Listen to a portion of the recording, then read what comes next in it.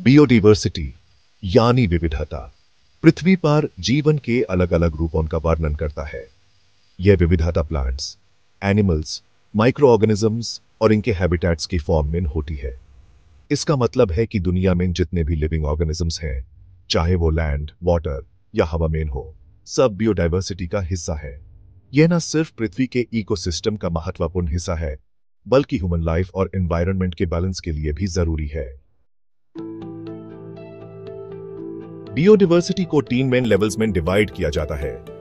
पहला है genetic diversity, जो एक प्रजाति की अंदर जेनेटिक वेरिएशन को दिखाता है। हर स्पीशीज के इंडिविजुअल्स में जीन्स का अलग अलग कॉम्बिनेशन होता है, जो उनकी यूनिक क्वालिटीज को डिफाइन करता है। दूसरा लेवल स्पीशीज डाइवर्सिटी है, जो अलग अलग स्पीशीज के नंबर और वैरायटी को रेफर करता है। तीसरा लेवल इकोसिस्टम डाइवर्सिटी है, जो अलग अलग प्रकृति के इकोसिस्टम्स जैसे फॉरेस्ट्स, ओशंस, डेजर्ट्स और वेटलैंड्स के वर्णन करता है।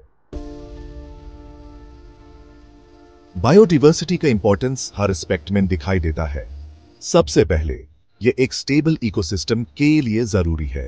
हर स्पीसीज का अपना एक स्पेसिफिक रोल होता है जो इकोसिस्टम के बैलेंस को बनाए रखता है।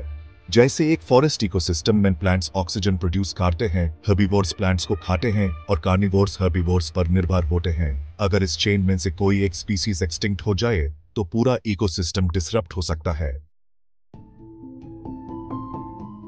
बायोडायवर्सिटी का एक और महत्वपूर्ण रोल फूड चेन और फूड वेब में है। हर स्पीसीज किसी न किसी फॉर्म में एक दूसरे पर डिपेंडेंट है। जैसे प्लांट्स प्राइमरी प्रोड्यूसर्स होते हैं और इनसे एनर्जी इनडायरेक्टली हर लिविंग ऑर्गेनिज्म तक पहुंचती है। अगर बायोडायवर्सिटी कम हो जाए तो फूड चेन टूट सकती है, जिसका इंपैक्ट ह्यूमन बीइंग्स पर भी पड़ता है। इसलिए बायोडायवर्सिटी हमारे सर्वाइवल के लिए भी डायरेक्टली लिंक्ड है। बायोडायवर्सिटी का प्रभाव एग्रीकल्चर और इकोनॉमी पर भी होता है। क्रॉप प्लांट्स के जेनेटिक वेरिएशन से नए और बेटर क्रॉप्स डेवलप करने में मदद मिलती है। बीज, बटरफ्लाइज जैसे पॉलिनेटर्स बायोडायवर्सिटी का हिस्सा हैं, जो क्रॉप्स के पॉलिनेशन में मदद करते हैं। अगर पॉलिनेटर्स न हो तो फूड प्रोडक्शन डायरेक्टली इंपैक्ट हो सकता है। इसके अलावा मेडिसिनल प्लांट्स भी बायोडायवर्सिटी का हिस्सा हैं, जो ह्यूमन हेल्थ के लिए इंपॉर्टेंट मेडिसिन प्रोवाइड करते हैं। एनवायरनमेंट के रेगुलेशन में भी बायोडायवर्सिटी की एक यूनिक रोल होती है। ये कार्बन डाइऑक्साइड को अब्सॉर्ब करने, ऑक्सीजन प्रोड्यूस करने और क्लाइमेट को रेगुलेट करने में मदद करता है। वेटलैंड्स और मैंग्रोव्स फ्लड्स को कंट्रोल करते हैं और ग्राउंड वाटर रिचार्ज करते हैं। फॉरेस्ट सोइल इरोजन को रोकते हैं और वाटर साइकिल का बैलेंस बनाए रखते हैं। अगर बायोडायवर्सिटी को कंजर्व न किया जाए तो इन इकोसिस्टम सर्विसेज का लॉस हो सकता है।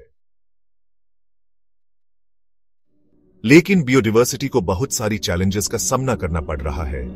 Habitat destruction, pollution, climate change और ओवर एक्सप्लॉयटेशन बायोडायवर्सिटी के सबसे बड़े थ्रेट्स हैं। फॉरेस्ट्स काटने से वाइल्ड लाइफ का हैबिटेट खत्म हो जाता है और पोल्यूशन की वजह से वाटर और एयर क्वालिटी डिग्रेड होती है।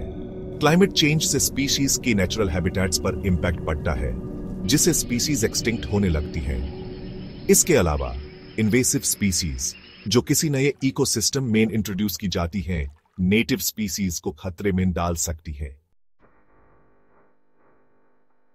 बायोडायवर्सिटी के लॉस का इंपैक्ट ह्यूमन लाइफ पर डायरेक्टली दिखाई देता है।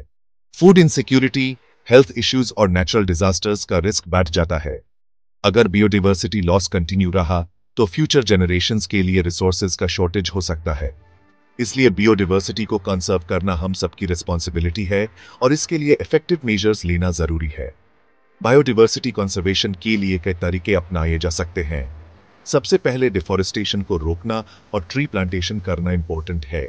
वाइल्ड लाइफ सैंक्चुअरीज और नेशनल पार्क्स का डेवलपमेंट स्पीसीज को उनके नेचुरल हैबिटेट में प्रोटेक्ट करने का एक एफिशिएंट मेथड है। इसके अलावा सस्टेनेबल एग्रीकल्चर और इको फ्रेंडली प्रैक्टिसेस को प्रमोट करना चाहिए। पब्लिक अवेयरनेस कैंपेन्स और एजुकेशन के जरिए लोगों को बायोडायवर्सिटी के इंपॉर्टेंस के बारे में समझाना भी जरूरी है। इंटरनेशनल लेवल पर बायोडायवर्सिटी कंजर्वेशन के लिए कई इनिशिएटिव्स चल रहे हैं। Convention on biological diversity (CBD) एक ग्लोबल एग्रीमेंट है जो बायोडायवर्सिटी के कंजर्वेशन और सस्टेनेबल यूज पर फोकस करता है। यूनाइटेड नेशंस के सस्टेनेबल डेवलपमेंट गोल्स (SDGs) में भी बायोडायवर्सिटी कंजर्वेशन एक इंपॉर्टेंट एस्पेक्ट है। लोकल और रीजनल लेवल पर भी ही एफर्ट्स जैसे ट्री प्लांटेशन ड्राइव्स और पोल्यूशन कंट्रोल के जरिए बायोडाइवर्सिटी को कंसर्व करने की कोशिश की जा रही है। बायोडाइवर्सिटी का मतलब सिर्फ स्पीसीज की वैरायटी तक सीमित नहीं है, बल्कि ये एक इंटरकनेक्टेड सिस्टम है जो पृथ्वी पर जीवन को सपोर्ट करता है। हर ऑर्गेनिज्म एक इकोसिस्टम का हिस्सा है और सबका अपना एक स्पेसिफिक रोल है। अगर बायोडाइवर्सिटी को कंजर्व नहीं किया गया तो पृथ्वी का नेचुरल बैलेंस बिगड़ सकता है। इसलिए ह्यूमन बायोडाइवर्सिटी के प्रति अपना नजरिया बदलना होगा और नेचर के प्रति रिस्पॉन्सिबल होना होगा। आज के टाइम में बायोडाइवर्सिटी का कंजर्वेशन सिर्फ एक चॉइस नहीं, बल्कि एक जरूरत है। पर्यावरण के प्रति हमारे छोटे एफर्ट्स भी एक बड़ा इम्पैक्ट दे सकते हैं, जैसे प्लास्टिक का यूज़ कम करना, वाटर रिसोर्सेज को सेव करना और वाइल्ड लाइफ को प्रोटेक्ट करना। अगर हम मिलकर बायोडाइवर्सिटी को कंजर्व करने के लिए एफर्ट्स करें तो हम अपने इकोसिस्टम और फ्यूचर जनरेशंस के लिए एक बेटर एनवायरनमेंट बना सकते हैं। बायोडाइवर्सिटी के बिना जिंदगी अधूरी है। हमारी पृथ्वी की रिस्पेक्ट को सुंदर और जीवन से भरपूर बनाते हैं।